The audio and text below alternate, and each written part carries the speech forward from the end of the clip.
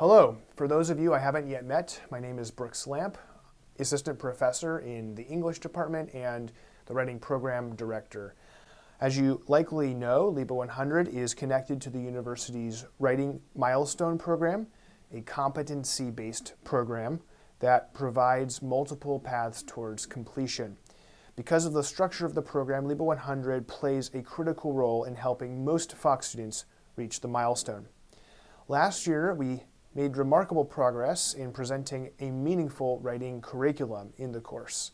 More students than in any other year reported they understood the purpose of the milestone, and most saw themselves in some degree growing as writers. In past years, adjunct writing instructors were attached to LIBA sections as co-instructors of the course and taught writing 1 hour a week. This created a manageable but challenging division between the two sides of the course, the reading and discussion side and the writing side. While this gap between the two sides of the course has gotten smaller over the years, there are some inherent limitations in a two-instructor model.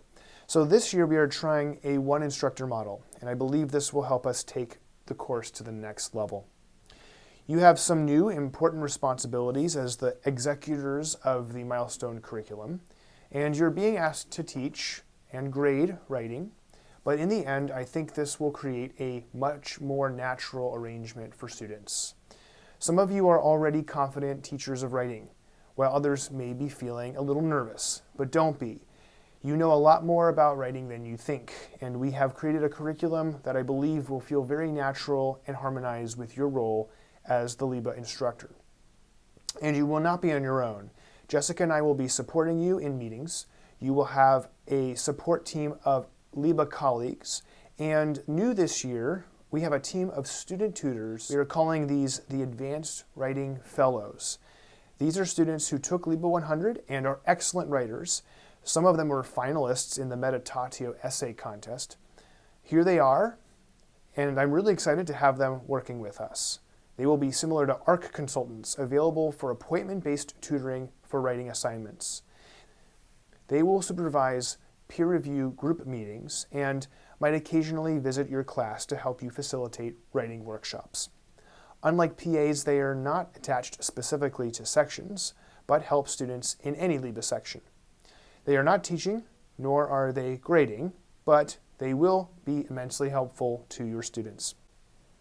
Let me now briefly give the basics of the milestone so you understand what we're trying to do and can answer and explain the requirement accurately to students.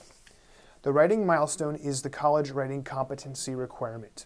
Instead of taking and passing a college writing course, students admitted under the general education program must achieve the writing milestone before graduation. The milestone has two parts, a writing portfolio and a timed writing assessment. These are sequential. You must first pass the portfolio to be eligible to pass the timed assessment.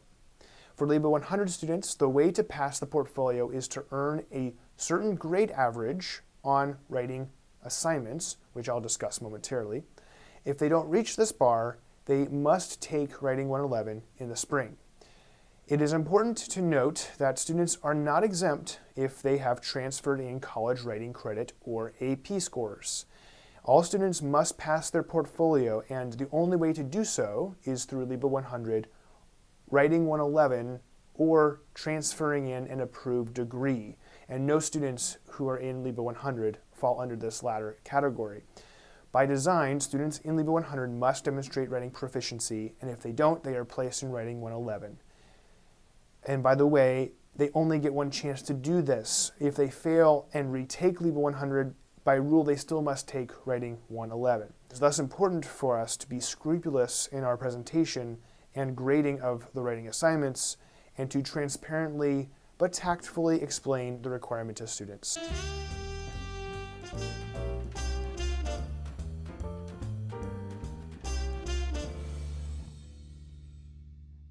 And what I've said here is available publicly on the Writing Milestone page of George Fox's website. Now, the milestone is fairly counterintuitive for students, and it will take them a few conversations to realize what's at stake. You should introduce it as part of an overview of the course, It will be on the syllabus and so forth, but probably a few weeks later they will start to have questions. The most common is, do I still have to take Writing 111 if I fail the portfolio but have writing transfer credit? Yes. And the obvious next question is why? And the answer is because our requirement is competency-based, not credit-based. We do not look at credits or scores that you bring, but the level of writing you are presently actually doing. This is how competency-based systems work. We do it this way because it gives students more flexibility. If they're proficient at college writing, they can take fewer courses. And if they are not, even if they have previous credits, they need to further develop their skills. And one could add, writing as one of the most important competencies for college and career success is definitely worth their investment in time. They will thank us later. So that's the portfolio.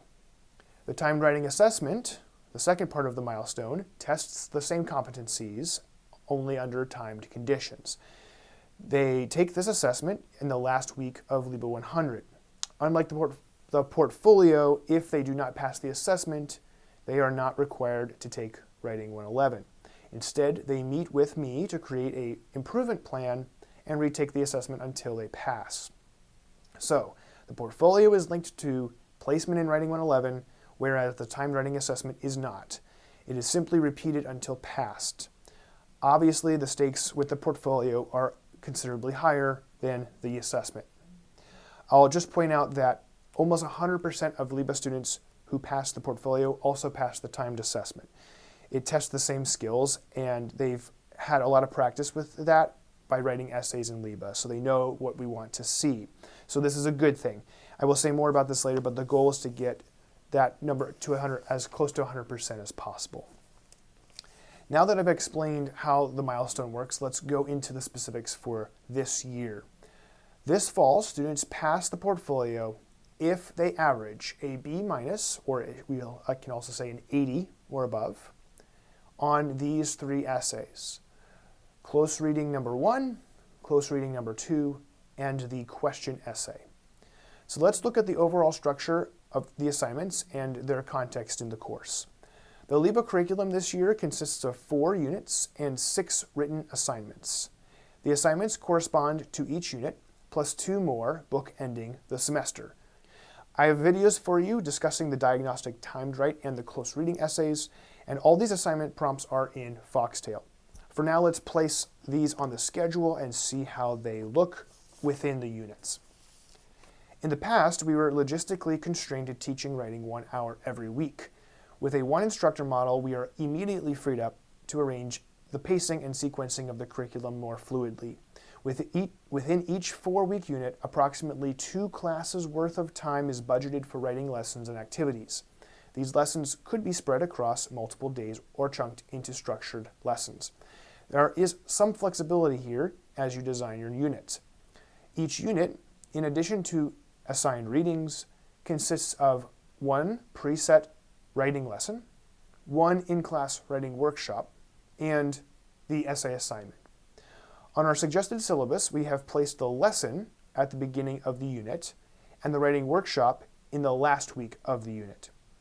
We are calling the lessons close reading skills lessons. I will say more about these in the next video. For now, let's talk about the structure of the writing assignments within the unit. In the 4th week of each unit, the emphasis in your class should shift from discussion of readings to working on the essay. On the first class of the unit's final week, you should hold an in-class writing workshop in which students bring drafted materials and work in small groups. Later in the summer, I'll present some ideas for how you can run these workshops, and we plan to send advanced writing fellows to your classes those days so you have extra help. After the in-class workshop, early in the 4th week, students continue working on their drafts and later that week attend an out-of-class group workshop with 4 classmates and an advanced writing fellow. At this workshop, they bring a full draft for peer review. At this meeting, the writing fellow records their attendance and whether students brought a draft so they can receive credit for completing this step. Students then revise and submit their essays over the weekend, the final draft being due early in the next week. Your job at that point is to grade them as fairly as you can. Because the milestone is a proficiency-based requirement, it is important that we grade with the same criteria and relative consistency. We have developed a rubric that will help us be consistent. I will talk about the rubric and grading in the grading video, and God willing, in August, when we get to meet, we'll grade a few sample essays together before the real thing is actually upon us. As noted, we are averaging 3 assignments, the close reading 1, close reading 2, and the question essay, to determine if they pass the portfolio. The gradebook in the Master LIBA Foxtail site, which you will import to your own section, will be preset to average these 3 assignments as the portfolio score. You will simply report this portfolio average and the timed writing score to me in December, and I will process these milestones. There will be more to say as we go through the course together, but this is the basic overview. In the next video, I discuss the kind of writing students will be doing and the first lesson plan and assignment.